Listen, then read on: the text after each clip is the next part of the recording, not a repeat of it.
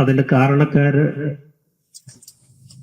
സ്വാർത്ഥതയും ലാഭേച്ഛയും ലക്ഷ്യമാക്കി സഹജീവികളെ കുറിച്ച് കരുതാതെ മറ്റുള്ളവരെങ്ങനെ, പാവപ്പെട്ടവരെങ്ങനെ ജീവിക്കുന്നു, അയൽക്കാരെങ്ങനെ ജീവിക്കുന്നു എന്നുള്ളതിനെ കുറിച്ച് കരുതലില്ലാതെ സ്വന്തം കീശ വീർപ്പിക്കണമെന്നും ഏതു വിധേനയും ലാഭം കൂടുതൽ ഉണ്ടാക്കണമെന്നും അതിനേതറ്റം വരെ മനുഷ്യരെ ദ്രോഹിക്കേണ്ടി വന്നാലും പ്രകൃതിയെ ചൂഷണം ചെയ്യേണ്ടി വന്നാലും അത് ഞങ്ങൾക്ക് വിഷയമല്ല എന്ന് ചിന്തിക്കുന്ന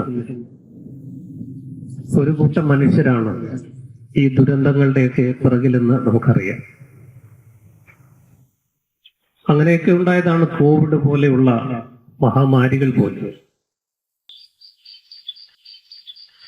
ഒരു പ്ലാന്റിന്റെ പേരിൽ അനുഭവിക്കുന്ന ആരോഗ്യ പ്രശ്നങ്ങൾ ഉൾപ്പെടെയുള്ള പരിസ്ഥിതി പ്രശ്നങ്ങൾ. ഇവിടെ 12 വർഷമായി പ്രവർത്തിച്ചു വരുന്ന ബിറ്റുമിൻ പ്ലാന്റ്, അത് നടത്തുന്നവർക്ക് സാമ്പത്തിക ലാഭം ഉണ്ടാക്കുമെന്നുള്ള കാര്യത്തിന് സംശയമില്ല. എന്നാൽ അതുമൂലം ഈ നാട്ടുകാരനുഭവിക്കുന്ന യാതനയെ കുറിച്ച് അവർക്കൂടെ ഒരു ബോധ്യം വേണ്ട. വാസ്തവത്തിൽ ഇന്ന് ഇവിടെ വരരുത് എന്ന് പറഞ്ഞ് ധാരാളം ഫോൺ സന്ദേശങ്ങൾ എനിക്ക് ലഭിക്കുകയുണ്ടായി. അതെനിക്ക് പുതുമയൊന്നുമല്ല, എന്നെ അറിയാവുന്നവർക്കും അതറിയാം.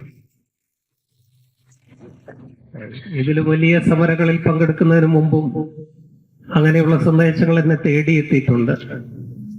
പക്ഷെ അവരോട് മാന്യമായ ഭാഷയിൽ, സ്നേഹത്തിന്റെ ഭാഷയിൽ തന്നെയാണ് ഞാൻ സംസാരിക്കാറ്. അവർ പരിധി വിടുമ്പോൾ മാത്രമേ എന്റെ ഭാഷ മാറുകയുള്ളൂ. ഈ പ്ലാന്റ് വന്ന് സന്ദർശിക്കണമെന്നൊക്കെ അവരെന്നോട് ആവശ്യപ്പെടുകയുണ്ടായി. അതിനൊന്നും എനിക്ക് മടിയില്ല.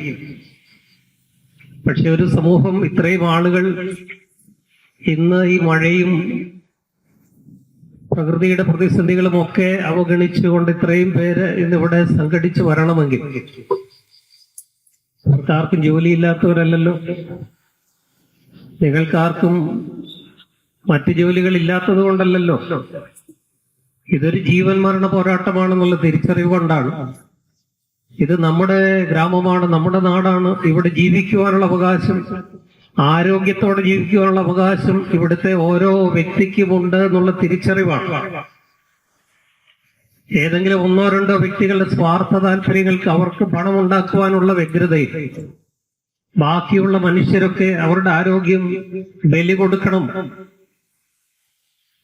എന്ന് ആരെങ്കിലും വിലപ്പോവില്ല എന്നുള്ള പ്രഖ്യാപനമാണ് ഇന്ന് ഈ ജനസമൂഹം മുന്നോട്ട് വയ്ക്കുന്നത്.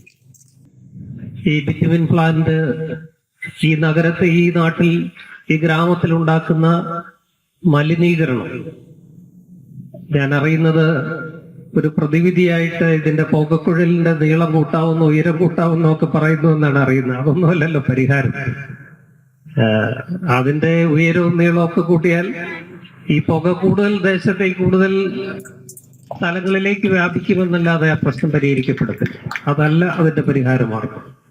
അതുകൊണ്ട് അത്തരം മുടന്ത ന്യായങ്ങൾ മുന്നോട്ട് വെക്കാതെ ഈ ജനം, ഈ നാട് മുന്നോട്ട് വയ്ക്കുന്ന പ്രശ്നങ്ങൾ, ഞാൻ പറഞ്ഞല്ലോ, ലോകം മുഴുവൻ ഒരു വലിയ പാരിസ്ഥിതിക പ്രതിസന്ധി, ക്ലൈമറ്റ് ചേഞ്ച്, കാലാവസ്ഥാ വ്യതിയാനം എന്ന് പറയുന്നത് നിസ്സാരമായിട്ട് നമുക്ക് തള്ളിക്കളയുവാൻ സാധിക്കുകയും. അതുകൊണ്ട് വികസനം, ഇതൊക്കെയാണ് വികസനം എന്ന് ആരെയും പറഞ്ഞ് പറ്റിക്കരുത്. വികസനം എന്ന വാക്ക് കേൾക്കുന്നത് പോലും ഇപ്പം എനിക്ക് പേടിയാണ്. കാരണം വികസനം എന്നതിന്റെ പിറകിൽ അടങ്ങിയിരിക്കുന്ന വലിയ പരിസ്ഥിതി ദുരന്തങ്ങൾ, പ്രത്യേകിച്ച് പാവപ്പെട്ടവരെ അത് ബാധിക്കുന്ന, അവർക്കുണ്ടാക്കാൻ പോകുന്ന ദുരന്തങ്ങളൊക്കെ ഓർക്കുമ്പോൾ ഇതാണോ വികസനം എന്നുള്ള ചോദ്യം നമ്മൾ ഉയർത്തേണ്ടത്. ബദൽ വികസനം പോലുമല്ല നമ്മൾ ഈ കാലത്ത് ആവശ്യപ്പെട്ടത്. വികസനം എന്ന കാഴ്ചപ്പാടിന് തന്നെ ഒരു ബദലുണ്ടാവണം. അങ്ങനെ ഒരു ഘട്ടത്തിലാണ് നമ്മൾ എത്തി നിൽക്കുന്നത്. അത് മൂലധന ശക്തികൾ,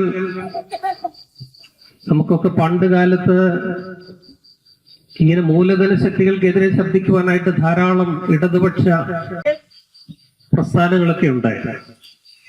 എന്നാൽ നിർഭാഗ്യവശാൽ ഇടതുപക്ഷമെന്ന് വിളിക്കുന്നവർ പോലും ഇന്ന് സ്വയം മൂലധന ശക്തികളുടെ അടിമകളായി മാറിയിരിക്കുന്ന ഒരു കാലത്ത് അവര് അല്പം പണം കിട്ടിയാൽ ഇതോടൊക്കെ സന്ധി ചെയ്യുവാൻ തയ്യാറാണ്. ഇങ്ങനെയുള്ള മുതലാളിമാർ എവിടെയെങ്കിലും ഒക്കെ ഉണ്ടെങ്കിൽ അവരുമായിട്ട് രഹസ്യ ചർച്ച നടത്തി അല്പം കമ്മീഷനൊക്കെ വാങ്ങി അവർ പ്രശ്നങ്ങളൊക്കെ പരിഹരിക്കുന്ന രീതിയല്ല ജനകീയ സമരങ്ങൾ മുന്നോട്ട് വയ്ക്കുന്നത്. അവരെ അങ്ങനെ വിലയ്ക്ക് വാങ്ങുവാനായിട്ട് ലഭിക്കുകയില്ല. അതുകൊണ്ട് തന്നെ ഇതൊരു അതിജീവനത്തിന്റെ, ജീവൻ മരണത്തിന്റെ പ്രശ്നമായിട്ട് ഈ സമരം കാണുന്നു. ഈ പ്ലാന്റ് മുന്നോട്ട് വയ്ക്കുന്ന പരിസ്ഥിതി പ്രശ്നങ്ങൾ, മനുഷ്യാവകാശ പ്രശ്നങ്ങൾ, ഒരു സമൂഹത്തിന്റെ അതിജീവനത്തിന്റെ പ്രശ്നങ്ങൾ ഗൗരവമായിട്ട് എടുക്കുവാൻ അധികാരികൾ എന്ന് പറയുമ്പോൾ അതിനകത്ത് രാഷ്ട്രീയക്കാർ വരും, ഉദ്യോഗസ്ഥർ വരും, സർക്കാർ ഉൾപ്പെടെയുള്ളവർ, സർക്കാരിന്റെ ഭാഗമായിട്ട് പ്രവർത്തിക്കുന്നവരൊക്കെ പണം വാങ്ങിയും അല്ലാതെയും ഒക്കെ